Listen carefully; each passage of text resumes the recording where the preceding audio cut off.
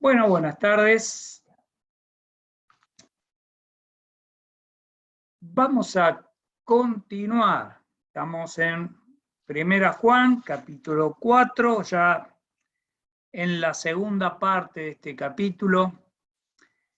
De este capítulo. Y habíamos dejado con una frase que a veces nosotros nos creemos de que somos dignos de muchas cosas. Y en nuestra relación con Dios lo único que éramos dignos era de su castigo. ¿Sí? Y una frase que mencionó una persona que decía, el hombre no era digno de ser salvo, pero era digno de Dios salvar al hombre. Sí, estamos hablando de esto, ¿no? De la obra de Dios que hizo a nuestro favor, en el cual Él nos amó, proveyéndonos un Salvador. Demostró el amor que tenía por nosotros, proveyendo la solución a nuestro problema insalvable. ¿Sí? Dios es la fuente de nuestro amor y el Espíritu Santo nos da el poder de amar. Él vive en nuestro corazón. El Trino Dios está viviendo a través del Espíritu Santo en nuestro corazón y nos hace cada vez más semejantes a Cristo en la medida que nos dejemos transformar. ¿Sí? Si no nos dejamos transformar es lo mismo, no cambia. No cambiamos por el tiempo de permanencia, del tiempo desde nuestra conversión, nuestra antigüedad como hijos de Dios. ¿Sí? Cambiamos por nuestra cercanía a nuestro Dios y es a través de esa cercanía que el Espíritu Santo nos va cambiando. ¿Sí? No es una antigüedad, sino es cercanía de contacto, de conocimiento, de obrar de Dios en nuestra vida. Nada pecaminoso ni perverso puede existir en la presencia de Dios. Él, Dios, es absolutamente bueno y no puede ignorar, tolerar ni aprobar el pecado. Dios nos ama, pero su amor no significa que sea moralmente permisivo. Y esto tenemos que tener cuidado, porque muchas veces encontramos esta cosa, este pensamiento. Dios es bueno, Dios ama, perfecto, Dios es amor. Nadie lo puede negar, al contrario. Entonces después, en la hora de las horas, va a terminar perdonando a todo el mundo. Y no es así, es una gran mentira que Satanás pone en la mente de las personas. ¿Sí? Dios no es moralmente permisivo. Cuando confiamos en Cristo, somos sus hijos y somos libres del castigo por cada uno de nosotros por nuestros pecados, porque Cristo pagó por su sacrificio, por medio de su sacrificio en la cruz. Dos versículos, 1 Pedro capítulo 2, versículo 24, y ya llegamos. 1 Pedro 2, 24. Cristo, Él mismo cargó nuestros pecados sobre su cuerpo en la cruz, para que nosotros podamos estar muertos al pecado y vivir para lo que es recto. Por sus heridas, ustedes fueron sanados. ¿Sí? Está recitando Pedro, acá lo que dice el pasaje de Isaías 53. ¿Sí? Cristo mismo cargó nuestros pecados sobre su cuerpo en la cruz para que nosotros podamos estar muertos al pecado. La realidad es que siempre, aún siendo hijos de Dios y aún siendo cercanos a Él, sentimos estas pulsiones que vienen de nuestro interior, producto de nuestra antigua naturaleza, que todavía se va transformando, se va cambiando. ¿Cuándo llegará la perfección? Cuando estemos en la presencia de Dios. Mientras tanto, tenemos que vivir cuidándonos de no pecar, porque siempre vamos a tener esa tendencia natural a pecar. el pecado es un enemigo derrotado, Satanás es un enemigo derrotado, pero tengamos presente que es derrotado por Dios y no por nosotros mismos. En Cristo tenemos la libertad de no obedecer al pecado que nos incita a desobedecer los mandatos de Dios, ¿sí? Y Romanos capítulo 5, versículo 18. Así es, un solo pecado de Adán trae condenación para todos, pero un solo acto de justicia de Cristo trae una relación correcta con Dios y nueva vida para todos. Tengamos presente esto, ¿sí? El pecado es hereditario. El pecado se hereda. Pecamos porque somos pecadores, pero también hay una simiente de pecado que nos incita. La relación con Dios es personal. Eso no se hereda, ¿sí? Se pertenece a la familia de Dios por inclusión a través de pedirle a Dios el perdón de cada una de nuestras faltas. Bueno, empezamos la segunda parte que sería de este capítulo de los versículos 11 al 21. Y aquí Juan está planteando las vivencias del amor. Y podemos subdividir esta sección en, primero, la respuesta práctica que hemos de dar al gran amor que Dios nos tuvo. Los versículos 11 y 12 que vamos a leer. ¿Sí? Entonces, 1 Juan, capítulo 4, versículo 11. Queridos amigos, ya que Dios nos amó tanto, sin duda nosotros también debemos amarnos unos a otros. Nadie jamás ha visto a Dios, pero si nos amamos unos a otros, Dios vive en nosotros y su amor llega a la máxima expresión en nosotros, o su amor se ha perfeccionado en nosotros. ¿Sí? En los versículos anteriores que vimos, en los versículos del 7 al 10, Juan nos hizo ver lo sublime del amor de Dios, manifestado en la ofrenda que nos hizo de su Hijo Jesucristo, de su Hijo unigénito.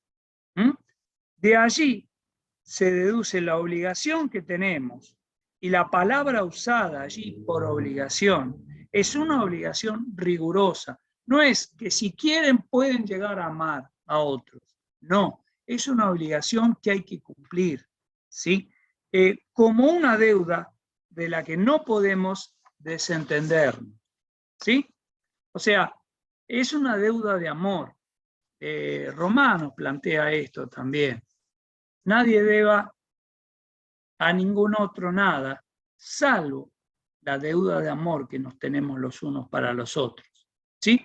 Esa obligación de amarnos mutuamente a todos los que somos hijos de Dios. Si el amor de Dios le llevó a sacrificarse por nosotros en la persona de su Hijo, también nosotros debemos amar a Dios y a sus demás hijos, nuestros hermanos, ¿sí? Con un amor que llegue al sacrificio. Lo leímos en el capítulo 3, versículo 16 al 18, ¿sí? 3, 16 al 18 dice: conocemos lo que es el amor verdadero porque Jesús entregó su vida por nosotros, de manera que nosotros también tenemos que dar la vida por nuestros hermanos. Si alguien tiene suficiente dinero para vivir bien y ve a un hermano con necesidad, pero no le muestra compasión, ¿cómo puede estar el amor de Dios en esa persona?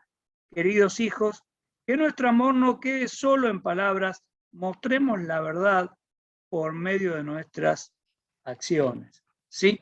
Y ahí es donde, sobre esto ya lo hemos comentado, por eso simplemente lo leo para recordar. Un comentarista bíblico, se llama John Stott, plantea que nadie que haya estado junto a la cruz y haya visto desplegado allí el inconmensurable y desmerecido amor de Dios hacia el hombre puede volver a una vida de egoísmo, ¿sí? El egoísmo es una tendencia natural que todos tenemos, alguien más o alguien menos, ¿sí? Bueno, Dios nos muestra que Él no tuvo ningún egoísmo, dio todo lo que tenía para que nosotros pudiéramos reencontrarnos con Él, ¿sí? Relacionarnos nuevamente con Él. Como en el versículo 7, y lo vuelve a hacer también en el versículo 20, que veremos más adelante, Juan pone en el versículo 12 que el amor al prójimo como la prueba que manifiesta de que amamos a Dios. Dios es invisible y nuestra comunión íntima con Él no se percibe al exterior de otra manera que en el amor que tenemos hacia nuestros hermanos. Solo cuando nuestro amor se manifiesta en forma activa y en forma práctica en el sacrificio que estamos dispuestos a hacer por nuestros hermanos, es cuando podemos tener seguridad de que nuestro amor a Dios es genuino y nos da la prueba de vida y decisiva de que Dios vive y permanece en nosotros y no se está transformando en sí mismo por la mutua pertenencia que el amor produce. ¿Sí? El versículo 16, que lo vamos a leer, no creo que lleguemos hoy, la próxima vez, pero nos dice eso. Nosotros sabemos cuánto nos ama Dios y hemos puesto nuestra confianza en su amor. Dios es amor y todos los que viven en amor viven en Dios y Dios vive en ellos. En Juan 1:18 nos dice, y lo leemos, Juan capítulo 1, el Evangelio de San Juan capítulo 1, versículo 18. ¿Sí? Nadie ha visto jamás a Dios, pero el único, su Hijo unigénito, que es Dios, está íntimamente ligado al Padre y Él nos ha revelado a Dios. Sí, en los últimos momentos aquí en la tierra, ¿sí? Leemos Juan 14:9, está hablando con sus discípulos y uno de sus discípulos que se llama Felipe le dice en el versículo 8, Señor, muéstranos el Padre y quedaremos conformes. Y Jesús le respondió en el 19, Felipe, he estado con ustedes todo este tiempo y todavía no sabes quién soy. Lo que me han visto a mí han visto al Padre. Entonces, ¿cómo me pides que te muestre el Padre? Dios es invisible, ya lo dijimos. Sí, pero Jesús es la imagen visible de ese Dios invisible. ¿Y cómo demostramos nosotros nuestra pertenencia y de que Dios vive en nosotros? Bueno, manifestando las actitudes que Jesús tuvo. Y en este caso, estamos hablando del amor hacia quienes nos rodean. Juan nos dice que Jesús es la manifestación perfecta de Dios en forma humana y Él nos reveló a Dios. Cuando nos amamos los unos a los otros, el Dios invisible se revela a otro por medio nuestro y su amor llega a su máxima expresión o perfección, su actuación más eficaz al reproducirse entre nosotros en una manera perfecta y genuina y también en una genuina comunión eclesial. Es decir, nuestro amor se ha perfeccionado. No es que el amor de Dios se tiene que perfeccionar porque es perfecto en sí mismo.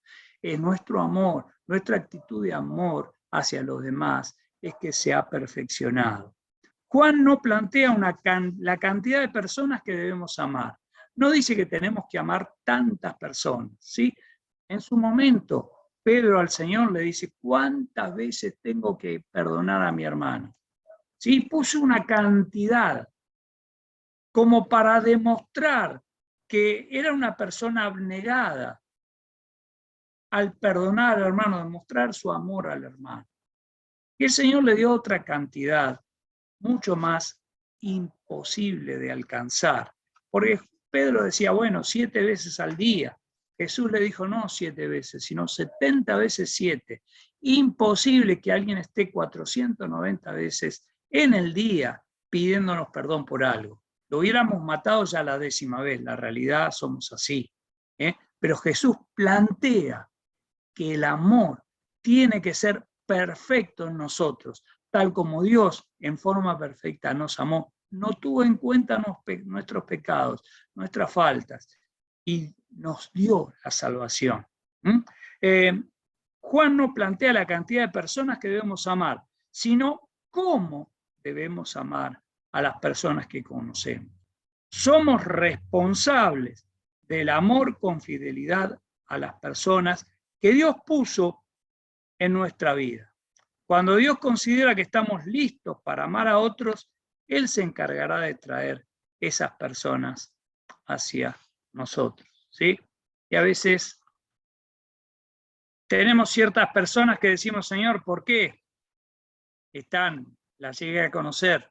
Sí, bueno, es que si Dios permitió que la conociéramos es porque nosotros estamos preparados desde el punto de vista divino para poder expresar el amor de Dios hacia los demás.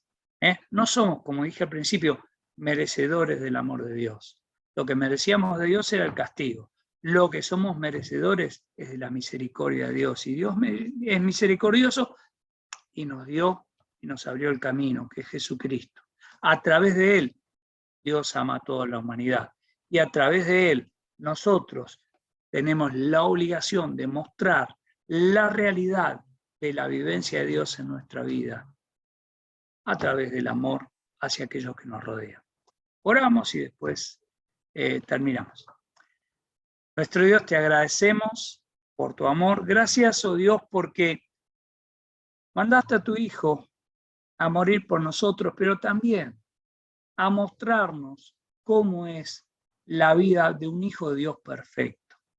Tu amor nos obliga, Señor, ayúdanos a poder amar a aquellos que nos rodean, a mostrar, como leímos, que nuestro amor sea verdadero, que se muestre en acciones y no en palabras solamente. Padre Celestial, guíanos. Pedimos que tú nos guardes y también en la proximidad de estas fiestas, que la gente pueda entender que no es solamente reunirse, poder tener una mesa familiar, poder disfrutar un tiempo de comunión familiar, sino también es repensar el por qué estamos celebrando esto. ¿Sí? El nacimiento de tu Hijo aquí en la tierra, como un ser humano común, normal, como un ser humano que venía a morir y lo hizo por cada uno de nosotros. Te damos gracias, Padre Celestial. Te alabamos y bendecimos. En el nombre del Señor Jesús. Amén.